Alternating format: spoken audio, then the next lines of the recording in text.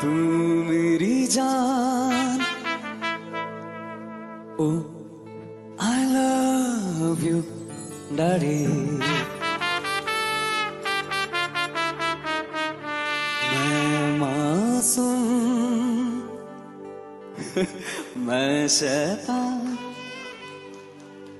but you love me daddy।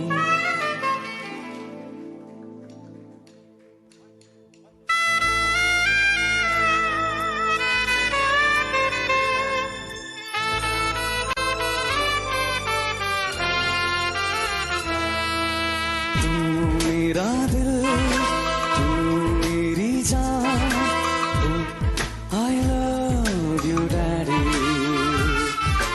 मैं मासूम मैं शैतान, but you love me daddy। तू मेरा दिल, तू मेरी जान, I love you daddy। मैं मासूम मैं शैतान, but you love me daddy। ಎಲ್ರಿಗೂ ಗುಡ್ ಮಾರ್ನಿಂಗ್. ತುಂಬಾ ಚೆನ್ನಾಗಿತ್ತು ಹಾಡು. ಥ್ಯಾಂಕ್ ಯು ಸರ್ ತುಂಬಾ ಚೆನ್ನಾಗಿ ವೆಲ್ಕಮ್ ಮಾಡ್ಕೊಂಡ್ರಿ. ಎಸ್ಪೆಷಲಿ ಇವತ್ತು ಮಿಸ್ಟರ್ ಪರ್ಫೆಕ್ಟ್, ತುಂಬಾ ದಿನದ ಕನಸು. ಪ್ರತಿಯೊಬ್ಬ ವ್ಯಕ್ತಿನೂ ಪ್ರತಿಯೊಂದು ಕ್ಷೇತ್ರದಲ್ಲಿ ಪರ್ಫೆಕ್ಟ್ ಆಗಬೇಕು. ಆದರೆ ಇವತ್ತು ಫಾದರ್ ಪರ್ಫೆಕ್ಟ್ ಆಗೋದಾದ್ರೆ ಹೇಗೆ? ನನ್ನ ಲೈಫಲ್ಲಿ ಹೆಂಗಿತ್ತು ಅಂದ್ರೆ, ನನ್ನ ಹೆಸರು ಜಯಕುಮಾರ್, ಓದಿರೋದು SSLC. ಒಂದು ಮಿಡ್ಲ್ ಕ್ಲಾಸ್ ಫ್ಯಾಮಿಲಿ ಅಂದ್ರೆ ನನ್ನ ತಂದೆ ಒಂದು ಗೌರ್ಮೆಂಟ್ ಜಾಬ್ ಮಾಡೋರು, ಒಂದು ಬಿಸ್ನೆಸ್ ಅಲ್ಲಿ ಅವರು ಲಾಸ್ ಆಗಿರೋದು. ನಾನು ಓದ್ಬೇಕಾದ ಸಂದರ್ಭದಲ್ಲಿ ನನಗೆ ಚಪ್ಪಲ್ ಬೇಕಾದಾಗ, ಡ್ರೆಸ್ ಬೇಕಾದಾಗ, ಸ್ಕೂಲ್ ಫೀಸ್ ಬೇಕಾದಾಗ ಪ್ರತಿಯೊಂದಕ್ಕೂ ಪಪ್ಪನ ಹತ್ರ ಕೇಳೋದು. ನನ್ಗೆ ಹೆಂಗ್ ಅನ್ಸೋದು ಅಂದ್ರೆ, ನಮ್ಮ ತಂದೆ ನನಗೆ ಯಾಕಿದೆಲ್ಲ ಕೊಡ್ತಿಲ್ಲ ಅಂತ ಒಂಥರ ಬೇಜಾರಾಗೋದು. ಕೊಡಿಸ್ತಿರ್ಲಿಲ್ಲ ಅವರು, ಕೊಡ್ಬೇಕಾದ್ರೂ ತುಂಬಾ ವಿಚಾರ ಮಾಡಿ ಕೊಡೋರು. ಟೂರಿಗೆ ಹೊರಗಡೆ ಕರ್ಕೊಂಡು ಹೋಗ್ತಿರ್ಲಿಲ್ಲ. ಯಾವಾಗ ನಾನ್ ತಂದೆ ಆದೆ ಅವಾಗ ಅರ್ಥ ಆಯ್ತು, ನನ್ನ ತಂದೆ ಈಸ್ ದ ಪರ್ಫೆಕ್ಟ್ ಅಂತೆ. ಅಪ್ಪ thank you, you are a perfect, thank you. ಯಾಕೆಂದ್ರೆ ಅವರು ಎಷ್ಟು ಅಂದ್ರೆ, ಅವ್ರದ್ದು ಆಕ್ಚುಲಿ ಪೇಮೆಂಟ್ ಎಷ್ಟಿರುತ್ತೆ ನಮ್ಮ ತಂದೆದು. ಅವ್ರದ್ದು ಡಿ ಗ್ರೂಪ್ ನೋಡ್ಕೊಡ್ತಾರ ಅಂದ್ರೆ ಪೇಮೆಂಟ್ ಎಷ್ಟು. ನಾನೊಬ್ಬ, ನಮ್ಮ ತಂಗಿಯವರು ಇಬ್ರು 3 ಜನ, ಜೊತೆಗೆ ಎಲ್ಲರೂ ನೋಡ್ಕೋಬೇಕು, ಎಲ್ಲರಿಗೂ ಓದಿಸ್ಬೇಕಂದ್ರೆ ಅದು ಆಗಲ್ಲ. ನಾನು ಯಾವಾಗ ನಮ್ಗೆ ದೊಡ್ಡವನಾದ್ಮೇಲೆ ಮದುವೆ ಆಯ್ತು. ಮದುವೆ ಆದ್ಮೇಲೆ ನಮ್ಮ ತಂದೆ, ನಾನೊಬ್ಬನೇ ಮಗ. ಅದಾದ್ಮೇಲೆ ನನ್ಗೆ ನಮ್ಮ ತಂದೆಯವರೆಲ್ಲ ಹೇಳಿದ್ದು, ಇಲ್ಲ ಮಕ್ಕಳು ಜಾಸ್ತಿ ಆಗ್ಬೇಕು, ನೀನು ಒಬ್ಬನೇ ಇದೀಯ ಅಂತ ಹೇಳ್ಬಿಟ್ಟು ಜಾಸ್ತಿ ಆಗ್ಲಿ ಅಂತೇಳಿ 5 ಜನ ಮಕ್ಕಳಾಗಿತ್ತು. 5 ಜನ ಮಕ್ಕಳಾಯ್ತು. 5 ಜನ ಮಕ್ಕಳು ನೋಡ್ಕೋಬೇಕಾದಾಗ especially thanks to the system group, ನನಗೆ ನ್ಯೂಟ್ರಿಷನ್ ಬಗ್ಗೆ ಇವಾಗ ಗೊತ್ತಾಗಿದೆ, ಅವಾಗ ಗೊತ್ತಿರ್ಲಿಲ್ಲ. ಮಕ್ಕಳು ಹೆಂಗೂ ಆಗ್ಬಿಡ್ತು. ನನ್ನ ಹೆಂಡತಿ ಕೆಲಸ ಪ್ರತಿ ಒಬ್ಬರನ್ನು ಹಾಸ್ಪಿಟ್ಲ್ ಕರ್ಕೊಂಡು ಹೋಗಿ, ಒಬ್ಬರನ್ನಾದ್ಮೇಲೆ ಒಬ್ರು ಕರ್ಕೊಂಡು ಹೋಗಿ. ಹಿಂಗಿತ್ತು. ಫೈನಾನ್ಸಿಯಲ್ ಕಂಡೀಷನ್ ಹೆಂಗಿತ್ತು ಅಂದ್ರೆ, ಹಾಸ್ಪಿಟ್ಲ್ ಹೋಗ್ಬೇಕಾದ್ರೂ ಇನ್ನೊಬ್ಬರ ಮೇಲೆ ಡಿಪೆಂಡ್ ಆಗಿರ್ಬೇಕು.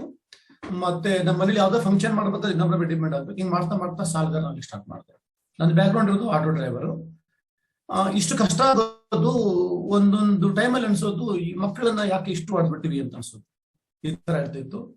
ನನ್ಗೆ ಈ ಗ್ರೂಪಿಗೆ ಬಂದ್ಮೇಲೆ ನನಗೆ ಅರ್ಥ ಆಗಿರೋದು, ಫಸ್ಟ್ ಇಲ್ಲಿ ನಮ್ಗೆ 3 ತರ ಜನ ಇರ್ತಾರೆ. ಒಂದು, ನನ್ನ ಹತ್ರ ಎಷ್ಟಿದೆ ಅಷ್ಟರಲ್ಲಿ ಜೀವನ ಮಾಡಬೇಕು ಅಂತಕ್ಕಂಥ ಒಂದು ಜನ.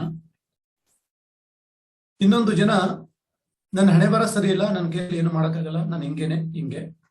ಇನ್ನೊಂದ್ ತರ ಜನ ಇರ್ತಾರೆ, ನಾನೇನಾದ್ರೂ ಆಗ್ಬೇಕು, ಅದಕ್ಕೋಸ್ಕರ ಎಕ್ಸ್ಟ್ರಾ ಸ್ಟೆಪ್ ತಗೋಬೇಕು ಅಂದ್ರೆ ನಾನು ಸ್ವಲ್ಪ ಚೇಂಜ್ ಆಗ್ಬೇಕಂತೇಳಿ.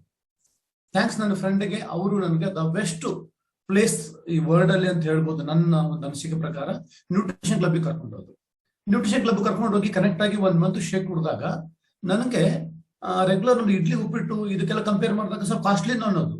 ಆದ್ರೆ ನಾನು ಆಟೋ ಡ್ರೈವರು ಪ್ರತಿ ಒಂದ್ಸರಿ ಹೋಗಿ ಬಂದಾಗ ದಿವಸಕ್ಕೆ 20 ಕಪ್ ಟೀ ಕುಡಿದ್ರೆ ನನಗೆ ಒಂದ್ ದಿವಸಕ್ಕೆ 100 ರೂಪಾಯಿ ಬರೀ ಟೀಗೆ ಹೋಗ್ತಿತ್ತು. ಸಾಯಂಕಾಲ ಆದ್ಮೇಲೆ ಸ್ನಾಕ್ಸಿಗೆ ಅಂತ ಹೇಳ್ಬಿಟ್ಟು ಡೈಲಿ 50 ರೂಪಾಯಿ, 1500 ರೂಪಾಯಿ ಹೋಗುದು. ಪಾರ್ಟಿ ಅಂತ ಮಾಡೋದು, ಹಂಗಂತ ಹೇಳ್ಬಿಟ್ಟು ಅಲ್ಲಿ ತಿಂಗಳಿಗೆ 1000. ಟೋಟಲಿ ನನಗೆ ಒಂದು ತಿಂಗಳಿಗೆ 8500 ರೂಪಾಯಿ ಖರ್ಚಾಗ್ತಿತ್ತು. ಈ ಗ್ರೂಪಿಗೆ ಬಂದ್ಮೇಲೆ ನನಗೆ ಫಸ್ಟ್ ಆಗಿರೋದು ಆ ದುಡ್ಡು ಉಳಿತಾಯ ಆಯ್ತು. ಇಷ್ಟು ಖುಷಿ ಆಯ್ತು.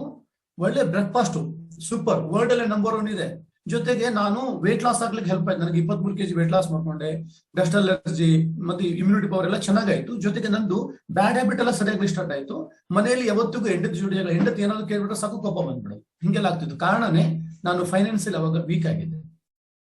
ಇವಾಗ ನಾವು ಫಿಟ್ನೆಸ್ ಆಗ್ಬೇಕಾದ್ರೆ 2 ಟೈಮ್ ಶೇಕು ಮತ್ತೆ ಎಕ್ಸರ್ಸೈಸ್ ಎಷ್ಟು ಇಂಪಾರ್ಟೆಂಟು, ಹಂಗೇನೆ ನಮ್ಗೆ ಈ ನನ್ನ ಮಕ್ಕಳು ಬರ್ಡೇ ಅಂತ ಬಂದಾಗ ಏನ್ ತಗೋಬೇಕು, ನನಗೆ ಚೆನ್ನಾಗಿರೋದನ್ನ ಕೊಡಿಸ್ಬೇಕಂತ ಆಸೆ, ಅದ್ರ ದುಡ್ಡು ಇರ್ತಿರ್ಲಿಲ್ಲ. ನನ್ನ ಹೆಂಡತಿ ಬರ್ಡೇ ಬಂದಾಗ ಏನಾದ್ರು ತಗೋಬೇಕಂತ ಆಸೆ, ದುಡ್ಡು ಇರ್ತಿರ್ಲಿಲ್ಲ. ಒಂದು ಬಟ್ಟೆ ಅಂಗಡಿಗೆ ಹೋಗ್ಬಿಟ್ರೆ ಸಾಕು, ಅಲ್ಲಿ ಹೋಗ್ಬಿಟ್ಟು ಒಳ್ಳೆ ಬಟ್ಟೆ ತಗೊಳ್ಬೇಕಂತ ಆಸೆ, ದುಡ್ಡು ಇರ್ತಿರ್ಲಿಲ್ಲ. ಇಷ್ಟು ಆಗಿತ್ತು. ಅದನ್ನ ನಂದು ಗುಡ್ ಲೋಕ ಬ್ಯಾಡ್ ಲೋಕ ಗೊತ್ತಿಲ್ಲ. ನಂದು ಬ್ಯಾಕ್ ಗ್ರೌಂಡ್ ಅಲ್ಲಿ ಫೈನಾನ್ಸ್ ಮಾಡ್ತಿದ್ದೆ. 5 ಜನ ಮಕ್ಕಳನ್ನ ಸಾಕ್ಬೇಕು, ಜೊತೆಗೆ ನನ್ನ ಮಗಳನ್ನ ನಾನು MBBS ಮಾಡಿಸ್ಬೇಕಂತ ನನ್ನ ಪ್ಲಾನ್ ಇತ್ತು. ದುಡ್ಡು ಜಾಸ್ತಿ ಬೇಕಂತ ಹೇಳ್ಬಿಟ್ಟು ಅಲ್ಲಿಂದ ಇಲ್ಲಿಂದ ಸ್ವಲ್ಪ ದುಡ್ಡು ತಗೊಂಡು ಫೈನಾನ್ಸ್ ಮಾಡಿದೆ. ಗುಡ್ ಲೋಕ ಬ್ಯಾಡ್ ಲೋಕ ಗೊತ್ತಿಲ್ಲ. ನಮ್ದು ನೋಟ್ ಬ್ಯಾನ್ ಆದಾಗ 4 ಕೋಟಿ ರೂಪಾಯಿ ನನ್ನ ಮೇಲೆ ಬಂತು. ನನಗೆ ಅವಾಗೆ ಅರ್ಥ ಆಗಿದ್ದು ಈ ಫೈನಾನ್ಸ್ ಅಂದ್ರೆ ಹೆಂಗೆ, ಇದ್ದಾಗ ನಾವು ಇದನ್ನ ಹೆಂಗ್ ಬ್ಯಾಲೆನ್ಸ್ ಮಾಡಬೇಕು ಅಂತ ನನ್ಗೆ ತುಂಬಾನೇ ಇದ್ವಾಯ್ತು.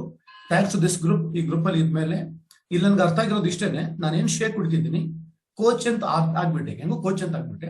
ಕೋಚ್ ಅಂತ ಆದ್ಮೇಲೆ ಫಸ್ಟ್ ದ ಬೆಸ್ಟ್ ಆಪರ್ಚುನಿಟಿ ಅಂದ್ರೆ ಇಲ್ಲಿ ನನಗೆ ಬಿಸ್ನೆಸ್ ಅಂದ್ಮೇಲೆ ಒಮ್ಮೆ ಕೈ ಸುಟ್ಕೊಂಡಕ್ಕೆ ಭಯ ಇರ್ತಿತ್ತು. ಇಲ್ಲಿ ನನಗೆ ಭಯನೇ ಇಲ್ಲ, ಯಾಕಂದ್ರೆ ನಾನು ಇನ್ವೆಸ್ಟ್ಮೆಂಟೇ ಮಾಡಲ್ಲ, 0 ಇನ್ವೆಸ್ಟ್ಮೆಂಟ್ ಅಂತ ಗೊತ್ತಾಯ್ತು. ಸೆಕೆಂಡ್, ಅವ್ರು ದುಡ್ಡು ಕೊಡ್ತಾರೆ, ಪ್ರಾಡಕ್ಟ್ ಕೊಡ್ತೀವಿ. ಹಿಂಗಾಗಿ ನನಗೆ ನಂದು ಕೋಚ್ ಅರ್ಥ ಮಾಡಿಸಿದ್ದು ತುಂಬಾ ಸಿಂಪಲ್. ಇದು ಫೈನಾನ್ಸಿಯಲಿ ನೀನು ಫಿಟ್ ಆಗ್ಬೇಕು, ನಿನ್ನ ಮಕ್ಕಳಿಗೆ ಏನ್ ಬೇಕಾದ್ರೂ ಕೊಡಿಸ್ಬೇಕು, ನೀನು ಆಲ್ ಓವರ್ ಇಂಡಿಯಾ ಮತ್ತು ಫಾರಿನ್ ಎಲ್ಲಿ ಬೇಕಾದ್ರೂ ಹೋಗ್ಬೋದು. ನಿನ್ನ ಹತ್ರ ಅಷ್ಟು ದುಡ್ಡು ಬೇಕಂದ್ರೆ ಫಸ್ಟ್ ಕೆಲಸ ಮಾಡ್ಬೇಕಾಗಿದ್ದು ನೀನು ಹೊರಗಡೆ ಜನರನ್ನ ಮೊದಲು ಕರ್ಕೊಂಡು ಬಂದ್ಬಿಟ್ಟು ಅವ್ರಿಗೆ ಬೆಸ್ಟ್ ರಿಸಲ್ಟ್ ಕೊಡಿಸು, ನಿನ್ಗೆ ಹೋಲ್ಸೇಲ್ ಪ್ರಾಫಿಟ್ ಸಿಗುತ್ತೆ ಅಂತ ಹೇಳಿದ್ರು. ತುಂಬಾನೇ ಇಷ್ಟ ಆಯ್ತು. ಹೌದು, ನಾನು ಒಬ್ರು ಕರ್ಕೊಂಡು ಬಂದು ನನ್ಗೆ ಅದರಿಂದ ದುಡ್ಡು ಬರುತ್ತಲ್ಲ ಅಂತ ಹೇಳ್ಬಿಟ್ಟು. ಮತ್ತೆ ಎಲ್ಲ ದುಡ್ಡುಗಳು ಕೊಡೋರೆಲ್ಲರೂ, ನಾನೆಲ್ಲ ಬೇರೆ ಎಲ್ಲ ಬಿಸ್ನೆಸ್ ಮಾಡಿದಾಗ ದುಡ್ಡು ತಗೊಂಡವರು, ನಾನು ಬಡ್ಡಿಲೆ ಕೊಟ್ಟಾಗ ದುಡ್ಡು ತಗೊಂಡವರು ವಾಪಸ್ ಕೇಳಕ್ ಹೋದ ಜಗಳ ಮಾಡೋರು. ಇಲ್ಲಿ ದುಡ್ಡು ಕೊಟ್ಬಿಟ್ಟು ಆಮೇಲೆ ನಮಗೆ ಥ್ಯಾಂಕ್ಸ್ ಅಂತ ಹೇಳೋದು, ನಿನ್ನ ಹೆಂಡತಿ ಮಕ್ಕಳೆಲ್ಲ ಚೆನ್ನಾಗ್ಲ ಅಂತ ಹೇಳೋದು. ಇಷ್ಟು ಖುಷಿ ಆಗೋದು. ಜೊತೆಗೆ ನಾನು ಕೋಚ್ ಹೇಳ್ಕೊಟ್ಟಿದ್ದು, ನೀನ್ ಸರಿ ನಿನ್ನ ಹತ್ರ ಬಂದವ್ರು ನೀನು ಅವ್ರನ್ನು ಕೋಚ್ ಅಂತ ಮಾಡ್ಬಿಡು, ಕೋಚ್ ಅಂತ ಮಾಡಿದ್ರೆ ನಿನ್ಗೆ ಹೋಲ್ಸೇಲ್ ಇನ್ಕಮ್ ಬರುತ್ತಾ ಅಂತ ಹೇಳಿದ್ರು. ಇಷ್ಟು ಖುಷಿ ಆಯ್ತು. ವಾ, ಹೋಲ್ಸೇಲ್ ಇನ್ಕಮ್ ಬರುತ್ತಾ, ಹಂಗಾದ್ರೆ ನಾನು ಏನ್ ಮಾಡ್ಕೋಬಹುದು, ಇನ್ನು ಇನ್ಕಮ್ ಅನ್ನ ಜಾಸ್ತಿ ಮಾಡ್ಕೋಬಹುದು. ಅದಾದ್ಮೇಲೆ ನನ್ನ ಕ್ಲಬ್ ಓನರ್ ಹೇಳಿದ್ದು, ನಿನ್ ಮನೇಲಿ 5 ಜನ ಇದ್ರಿ, ಅಪ್ಪ ಅಮ್ಮ, ನೀವೆಲ್ಲರೂ ಶೇಕ್ ಬಿಡಬೇಕು, ಸಪ್ಲಿಮೆಂಟ್ ಅಲ್ಲಿ ತಗೋಬೇಕು, ಹಿಂಗಾದ್ರೆ ಕ್ಲಬ್ ಓಪನ್ ಮಾಡ್ಬಿಡು. ಯಾವಾಗ ನಾನು ನ್ಯೂಟ್ರಿಷನ್ ಕ್ಲಬ್ ಓಪನ್ ಮಾಡಿ ಸಕ್ಸಸ್ಫುಲ್ ಆಗಿ ಡೈಲಿ ಒಂದು 50 ರಿಂದ 60 ಜನರನ್ನ ನಾನು ಅವರಿಗೆ ಕೋಚ್ ಮಾಡ್ಲಿಕ್ಕೆ ಸ್ಟಾರ್ಟ್ ಮಾಡಿದೆ. ನನಗೆ ಈ ಮನೆಯಲ್ಲಿ ಶೇಕ್ ಏನ್ ಎಲ್ರಿಗೂ ಬೇಕು ಆ ಪ್ರಾಬ್ಲಮ್ ಸಾಲ್ವ್ ಆಯ್ತು. ಸಾಲ್ವ್ ಆದ್ಮೇಲೆ ಕಂಪನಿಯಿಂದ ಸಾಕಷ್ಟು ಟ್ರೈನಿಂಗ್ ಬರ್ತಿತ್ತು, ಹೊರಗಡೆ ಎಲ್ಲ ಹೋಗ್ಬೇಕಾಗಿತ್ತು. ಹೋಗ್ಬೇಕಾದಾಗ ನನಗೆ ಟಿಕೆಟ್ ತಗೊಳ್ಳಿಕ್ಕೆ, ಹೊರಗಡೆ ಹೋಗ್ಲಿಕ್ಕೆ ತುಂಬಾ ಪ್ರಾಬ್ಲಮ್ ಆಗುತ್ತೆ. ಅವ್ರು ಹೇಳಿದ ಇಷ್ಟನೇ, ನಿನ್ನ ಕ್ಲಬ್ ಅಲ್ಲಿ 50 ಜನ ಇದ್ದಾರೆ ಅಂದ್ರೆ ನೀನ್ ಮಾಡ್ಬೇಕಾಗಿದ್ದು ಅವ್ರೆಲ್ಲರ ನ್ಯೂಟ್ರಿಷನ್ ಕ್ಲಬ್ ಅನ್ನ ಮಾಡ್ಬಿಡು. ಮತ್ತೆ ಈ ಕ್ಲಬ್ ಓನರ್ ಮಾಡೋದು ಹೆಂಗೆ, ನೀನ್ ಹೆಂಗಾಗಿದೆ ಅದೇ ತರ ಹೇಳ್ಕೊಡೋದು.